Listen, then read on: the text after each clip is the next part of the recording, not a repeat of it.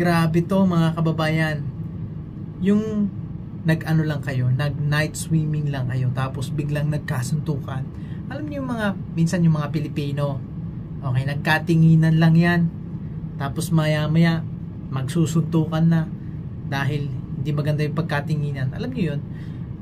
Mostly, ganyan ang mga Pilipino eh. Okay? Tapos, alam niyo yung dinadala niyo yung yabang niyo, dinadala niyo yung katigasan ng ulo niyo sa ibang bansa. Huwag ganun.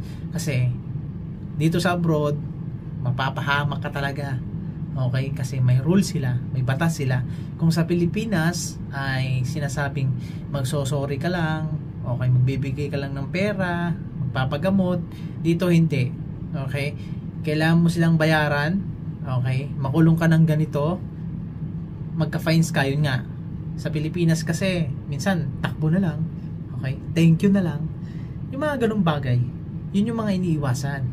Pero dito sa video na to ay, alam niyo yung nakakahulugan na hindi sila wala patayan kung patayan.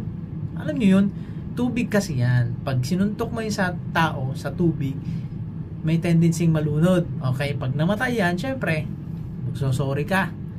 Diba? Ang tatapang. Lalong-lalo na yung mga Pilipino. Tatapang, walang pasensya.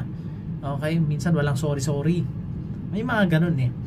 Inuuna mo nila na yung sarili nila na yung galit pa. Inuuna yung galit.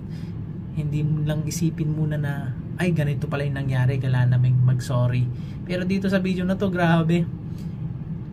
Grupo-grupo, susuntukan. Yung inaawat mo na, sinusuntok ka pa. Yung umawat ka na, sinusuntok ka pa. Grabe. Hindi mo maintindihan yung mga isip ng tao, no? Grabe.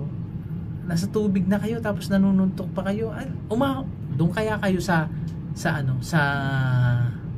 ahon para kahit mamatay ang isa diyan, okay lang.